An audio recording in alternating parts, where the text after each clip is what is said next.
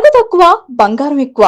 BNR gold and diamonds, Vijayawada, Bengaluru, Vizag. మనకి London నుంచి live లో మాట్లాడటానికి సిద్ధంగా ఉన్నారు. నమస్తే బ్రదర్, హౌ ఆర్ యూ? నమస్తే రోషన్ గారు, ఎలా ఉన్నారు? సూపర్ అండి, super. First of all hats up brother. అంటే మన తెలుగు వాళ్ళకి అట్లీస్ట్ అంటే మీకు ఇబ్బంది లేదు, మాలాంటి వాళ్ళని సపోర్ట్గా ఉంటామని ఒక భరోసా ఇచ్చి మీరు ఫస్ట్ నుంచి కూడా వాళ్ళకి సపోర్ట్ చేస్తున్నారు. ఒక చిన్న హోప్ ఎక్కడో తెలియకుండా ఉంటుంది. డబ్బు వెనక్కి వచ్చినా రాకపోయినా మన వాళ్ళు సపోర్ట్ చేస్తున్నామంటే వేరే కంట్రీస్లో చాలా హ్యాపీగా ఉంటుంది మాలాంటి వాళ్ళకి కూడా. మీకు ఎప్పుడు తెలిసింది, ఎవరి త్రూ తెలిసింది ఇంత పెద్ద స్కామ్ జరిగిన తర్వాత? మీరు అక్కడ ఎప్పుడో సెటిల్ అయిపోయిన తెలుగు వాళ్ళు డిస్కషన్ ఏం జరిగింది అసలు అక్కడ? సో నాకు తెలవడం వచ్చేసి నేను యాక్చువల్గా వీళ్ళని ఎప్పటి నుంచో ఫాలో అవుతున్నాను bro. I'm a big fan. So నాకు ఒక 5-6 months బ్యాక్ చిన్న వీడియో చూసినప్పుడు నేను సరే ఎవరో నెగిటివ్ క్యాంపెయిన్ చేస్తున్నారు అని అనుకున్నాను. తర్వాత రీసెంట్ గా ఒక 6 weeks బ్యాక్ ఒక మాంచెస్టర్ మ్యారథాన్ రన్ చేయడానికి వెళ్ళినప్పుడు అక్కడ బ్రదర్ కలిసి ఎక్స్ప్లెయిన్ చేశాడు. Is a very honest influencer. So ఆయన చెప్పినప్పుడు నమ్మాల్సి వచ్చింది. సో నేను తర్వాత షోను అనే ఒక అబ్బాయి కాల్ చేశాను, ఎంక్వైరీస్ చేశాను, విక్టిమ్స్ తో మాట్లాడాను. తర్వాత మీరు మాట్లాడినట్టే నేను నందు గారితో కూడా మాట్లాడాను. 40-45 minutes ఫోన్ కాల్ మాట్లాడాను. సేమ్ మీకు చెప్పిందే నాకు కూడా చెప్పింది. ఆ స్టోరీ అతకలేదు. సో తను తర్వాత ఒక 10 వాయిస్ నోట్లు పెట్టింది. ఆ వాయిస్ నోట్లు పెడతా ఉంటే నాకు ఇంకా డౌట్స్ పెరుగుతున్నాయి తప్ప ఎప్పుడు తగ్గలేదన్నమాట. సో అవి evidence, screenshots, bank transfers, chat history అన్ని చూసిన తర్వాత I thought you know what, I need to ask some questions. నేను వాళ్ళ హస్బెండ్ తో మాట్లాడతా అని ఒక 3 times రిక్వెస్ట్ చేశాను. చేస్తే వాళ్ళు తను మాట్లాడనీయకపోతే సో నేను సౌత్ ఆఫ్రికా మ్యారథాన్ రన్ చేయడానికి వెళ్ళొచ్చిన తర్వాత ఒక రోజు సరే ఎట్లయితే అట్లా అయిందని చెప్పేసి ఒక 3 questions అడుగుదామని ఇన్స్టాగ్రామ్ లో అడిగాను. అది కాస్త చాలా వైరల్ అయింది, అందరూ పికప్ చేసుకున్నారు. అక్కడ నుంచి ఇదంతా స్టార్ట్ అయింది. ఓకే. సో ఓవరాల్ గా ముందు రీసెర్చ్ చేశాను కొంచెం. ఓకే. సో జైపాల్ గారు, ఓవరాల్ గా ఎంతమంది ఉన్నారు స్టూడెంట్స్ లేకపోతే ఫ్యామిలీస్ కానీ సఫర్ అయిన వాళ్ళు ఇప్పుడు? సో ఇక్కడ తెలుగు వాళ్ళే ఒక 100 మంది పైగా ఉన్నట్టున్నారు బ్రో.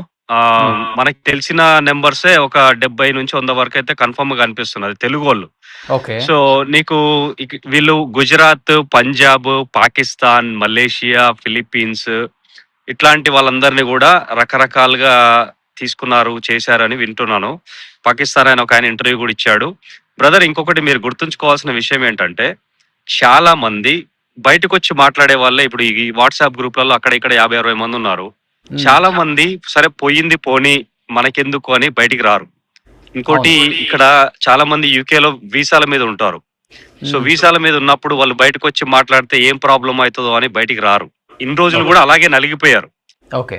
ఇప్పుడు మీ పార్ట్ 2 వీడియో కూడా ఇంత ముందుకే చూసినప్పుడు తను చెప్తుంది కదా, మేము లీగల్ యాక్షన్ తీసుకున్నాం, లీగల్ యాక్షన్ అని చెప్పేసి. ఇక్కడ లీగల్ యాక్షన్ అనగానే ఎవరైనా భయపడతారు. సో ఇలా బెదిరించారనమాట, లీగల్ యాక్షన్ అని, పోలీసులు అని, అదని ఇదని బెదిరించారు వీళ్ళని. సో అట్లా ఎవరు మాట్లాడకుండా ఇన్ని రోజులు మేనేజ్ చేసుకుంటా వచ్చారు. లోకల్ సిటిజన్ ఉంది కాబట్టి వాళ్ళకి ఈ లీగల్ యాక్షన్ అనేది అట్లా పడితే అట్లా వాడేశారు. కానీ వీళ్ళకి ఈ రోజు వరకు కూడా లీగల్ అడ్వైజర్ లేడు, ప్రాపర్ లీగల్ అడ్వైజర్ లేడు. అలా ఉంటే ఇలా మాట్లాడే వాళ్ళు కాదు. నాకు లీగల్ ఎక్స్పీరియన్స్ అంటే నేను రీసెంట్ గా ఒక కేసు ఫైట్ చేసిన, సో నాకు కొంచెం ఎక్స్పీరియన్స్ ఉన్నది ఎట్లుంటది అనేది. సో ఒక బ్రదర్ తో మాట్లాడుతుంటే చెప్పాడు, ఎస్టిమేటెడ్ నెంబర్ వచ్చేసి 3 to 500 people ఉంటారు వీళ్ళ విక్టిమ్స్ అని. ఇది చాలా పెద్ద స్కామ్ బ్రో, అర్థం కాదు అంటే అంత. నేను స్టార్టింగ్ లో ఒక 5-6 crores ఉంటుంది అనుకున్నాను, but it's much more beyond your wildest dreams. అంటే మోర్ దెన్ 100 crores అంటున్నారు కొంతమంది. Is it right? Probably estimated, yes. Okay. అంటే ఓన్లీ హస్బెండ్ వైఫ్ కాకుండా ఇంకెవరైనా ఉన్నారా వెనక జైపాల్ గారు? నాకు తెలిసి అయితే ఎవరు కనిపించట్లేదు బ్రో. కాకపోతే నాకు అర్థం కాని విషయం అదే, ఒక్క వ్యక్తి ఒక్కడే ఇట్లా ఇవన్నీ ఎట్లా మేనేజ్ చేశాడు అనేది. అంటే ఓన్లీ ఒక్కడే మేనేజ్ చేశాడా లేకపోతే నందు కూడా ఉంది దీంట్లో? ఈ కంపెనీస్ లో అయితే 2 ఉన్నారు బ్రో. నేను చూసిన బ్యాంక్ ట్రాన్సాక్షన్స్ అన్ని ఇద్దరు అకౌంట్ లోకి వెళ్ళినాయి. ఐసిఐసిఐ బ్యాంకు, హెచ్డిఎఫ్సి బ్యాంకు, ఇక్కడేమో మాన్జో బ్యాంకు ఏదో ఉన్నది, దాంట్లోకి వెళ్ళినాయి. ఇద్దరు అకౌంట్ లోకి డబ్బులు వెళ్ళినాయి. ఇది Okay. 2024 నుంచి నేను ట్రాన్సాక్షన్ చూసిన మొత్తము పోయినాయి. సో అది కథ. మీ పార్ట్ 1 ఇంటర్వ్యూలోనేమో మేము లోన్లు ఇచ్చాము, వాళ్ళు మాకు తిరిగి ఇస్తున్నారు అని చెప్పారా లేదా? అవును అవును అవును. యా. సో వాళ్ళు ఇప్పుడు జైపాల్ రెడ్డికి లోన్ ఇస్తే జైపాల్ రెడ్డి మళ్ళీ మీకు తిరిగి ఇచ్చినట్టు ట్రాన్సాక్షన్ చూపిస్తున్నాడు. మరి మీరు జైపాల్ రెడ్డికి లోన్ ఇచ్చినట్టు ట్రాన్సాక్షన్ చూపించచ్చుగా. అసలు ఎక్కడ మాట్లాడలే వాళ్ళు దీని గురించి, ఇష్యూ గురించే మాట్లాడలే. నందూస్ వాళ్ళు నా సో ఫోటో మరి తప్పు చేయని వాళ్ళు బయటకు వచ్చి మాట్లాడచ్చుగా. ఎగ్జాక్ట్లీ. బట్ ఏదైనా యాక్షన్ Yeah. తీసుకోవచ్చా యూకే లా ప్రకారం వాళ్ళ మీద? అక్కడ ఎవరైతే విక్టిమ్స్ ఉన్నారో వాళ్ళకి జస్టిస్ వస్తుందా? బేసిక్ గా ఈ సిఓఎస్ కి డబ్బులు కట్టడమే తప్పు అని. యా. సో డబ్బులు తీసుకోవడం ఎంత తప్పో కట్టడం కూడా అంతే తప్పు. కానీ జనాలు they do what they do, right? So survival కోసం ఎన్నో పనులు చేస్తా ఉంటారు. ఇలా ఈ అవకాశం చూసుకొని వీళ్ళు ఎవరికి చెప్పలేరనే ఉద్దేశంతో వీళ్ళు పిచ్చెక్కిచ్చారు అనమాట అందరికి. ఓకే. ఈ నెల 2 నెలలు అయితే వీసా అయిపోయేటోళ్ళని చూసుకొని వల్నరబుల్ పీపుల్ చూసుకొని మోసం చేసిరు. That's the saddest part. Yeah. Okay. నువ్వు ఒక పూట తిని ఒక పూట తినకుండా ఇంత దూరం వచ్చినావు అని చెప్పుకునేదానివి, వీళ్ళని ఎలా మోసం చేయబుద్ది అయింది నీకు? రిడిక్యులస్. యా. సో వీళ్ళ మీద ఏమన్నా ఈ సిఓఎస్ గురించి అయితే యాక్షన్ తీసుకోవాలంటే కొంచెం కష్టం. వీళ్ళకి ఆల్రెడీ లైసెన్సెస్ క్యాన్సిల్ అయినాయి. కాకపోతే there are other angles, legal experts explore చేస్తారు, అది మనం చెప్పేది కాదు. ఎన్ని ఇయర్స్ నుంచి ఉంటున్నారు మీరు అక్కడ బ్రదర్ యూకేలో? నేను ఒక 18 నేను చేసిన పాపాలకి 18 ఇయర్స్ అవుతుంది బ్రో ఇక్కడ. ఎందుకని అలా కానీ ఇండియాని మించిన సేఫెస్ట్ కంట్రీ ఎక్కడ లేదు కదా వాళ్ళలోనే. ఎందుకు ఇప్పటికి కూడా ఇంతమంది స్టూడెంట్స్ లేకపోతే జాబ్ చేయడానికో వీసాల కోసము ఆస్తులు అమ్మేసి ఎకరాలు అమ్మేసి ఇలా ఇలా బలైపోతున్నారు మన తెలుగు వాళ్ళు ఎక్కడికి వెళ్ళినా కానీ? ఎందుకు అర్థం కావట్లేదు. మీరు అందుకని అడిగాను ఎన్ని ఇయర్స్ నుంచి ఉంటున్నారు మీరు అక్కడ అని. Number of reasons bro. I think we can explore on different call. జనాలకి అంటే ఇక్కడికి యూకేకి వస్తే నెలకి 2 లక్షలు వస్తాయి, 3 లక్షలు వస్తాయి అని అనుకుంటారు, కానీ దాంట్లో ఖర్చులే సగం పోతాయి.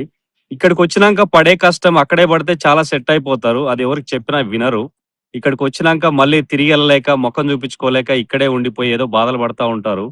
నిజంగా లాస్ట్ ఒక 10 ఇయర్స్ నుంచి చూసుకుంటే ఇండియాని మించిన దేశం లేదా యాక్చువల్ గా. మంచి అవకాశాలు చాలా ఉన్నాయి ఇండియాలో. యా. సో మాలాంటి వాళ్ళకే ఇక ఉండే కాడికి ఉన్నాంరా ఇక్కడ, ఇక తిరిగి వచ్చేద్దాం అన్నట్టు అనిపిస్తా ఉంటది. కాబట్టి ఇక పిల్లలు, మా ఇల్లులు అన్ని ఇక్కడే ఉంటాయి కాబట్టి మూవింగ్ అనేది అంత ఈజీ కాదు. But will see. సో అట్లా ఆశతోటి వస్తారు. ఇంకోటి యూకేకి ఈ వీసాలకి ఎందుకు ఇట్లా పే చేస్తారంటే, యూకే ఒకటే దేశంలో ఎట్లా అంటే 5 ఏండ్లు ఎలాగోలాగా ఉంటే ఈ వీసాల పైన మీకు పిఆర్ వస్తుంది, ఐఎల్ఆర్ వస్తుంది.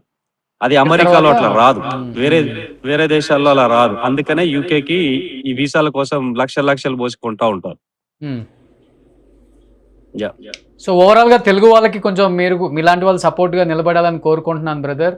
ఎందుకంటే మీరు చాలా ధైర్యంగా డేర్ చేసి బయటకు వచ్చి చాలా దీని గురించి మాట్లాడారు, ఈ ఇష్యూ గురించి కూడా. First of all hats up దానికి. బట్ మీరున్నారన్న ఒక భరోసా అయితే మన వాళ్ళకు ఉంది ఇప్పుడు. డెఫినెట్గా ఎవరిని అడిగినా కానీ జైపాల్ గారు స్టాండ్ తీసుకొని మా వైపున బాగా మాట్లాడుతున్నారని కూడా ఉంది. అండ్ ఎస్పెషల్లీ ఇంకొకటి ఏంటంటే, మీరు ఆల్రెడీ హస్బెండ్ వైఫ్తో మాట్లాడారు కాబట్టి ఇద్దరిలో అసలు దొంగ ఎవరని తెలుస్తుంది మీకు? సైలెంట్గా ఉన్న వ్యక్తా లేకపోతే నందు గారా? హస్బెండ్ తో మాట్లాడలేదు. యా. మీరు కూడా నెక్స్ట్ టైం ఎవరు మాట్లాడితే హస్బెండ్ తో మాట్లాడండి. యా. ఇంతవరకు హస్బెండ్ అయితే మాట్లాడలేదు. సో నేను ఎవరు దొంగ అనేది నేను ఇక్కడ చెప్పను. అది చూసే వాళ్ళకందరికీ తెలుస్తానే ఉండొచ్చు, నాకు తెలియదు. కానీ హస్బెండ్ తో మాట్లాడండి మీరు, నంది గారితో కాదు, హస్బెండ్ తో మాట్లాడేది ఉంటే. డెఫినెట్గా brother. So anyhow thank you. ఏదైనా అవసరం ఉంటే నీడ్ ఉంటే డెఫినెట్గా మిమ్మల్ని మళ్ళీ కూడా కాల్లోకి తీసుకుంటాం. రేపు మీరు మాట్లాడాలి. తెలుగు వాళ్ళందరూ కూడా ఎవరిని అడిగినా కానీ జైపాల్ రెడ్డి అంటున్నారు కాబట్టి మీరు వాళ్ళకి కొంచెం స్టాండ్ అయ్యి వాళ్ళకి కొంచెం ధైర్యం చెప్పాలని కోరుకుంటున్నాను. Thanks brother. ఈ ఇష్యూ మీరు బ్రాడ్కాస్ట్ చేసినందుకు కూడా చాలా థ్యాంక్స్. చాలా మంది చాలా సాడ్ స్టోరీస్ ఉన్నాయి దీంట్లో. ఎవరికి చెప్పుకోలేక, ఎవరికి ఏం చేయలేక నలిగిపోయి ఉన్నారు పోరగాళ్ళు పాపం. నేను పొద్దున్న లేస్తే అరే జాబ్లు ఎట్లా తెచ్చుకోవాలి, ఇంటర్వ్యూలు ఎట్లా చేయాలని చెప్పేసి మన ఇన్స్టాగ్రామ్ లో చెప్తా ఉంటాం ఆస్తి అని. ఒక దిక్కు మనమేమో జీవితాలు బాగుపడాలి అని చెప్పేసి మనం ఏదో ట్రై చేస్తా ఉన్నాం మనకున్న కొంచెం టైంలో. అసొంటిది ఇట్లాంటి స్టోరీస్ విన్నప్పుడు చాలా బాధ అనిపిస్తుంది. ఎస్పెషల్లీ ఒక ఇన్ఫ్లుయెన్సర్ నిన్నెంతో మంది నమ్మారు, 30 లక్షల మంది దాకా నమ్మారు. నమ్మినప్పుడు ఇలా చేయడం అనేది చాలా heinous acting. Honestly this is disgusting. Okay.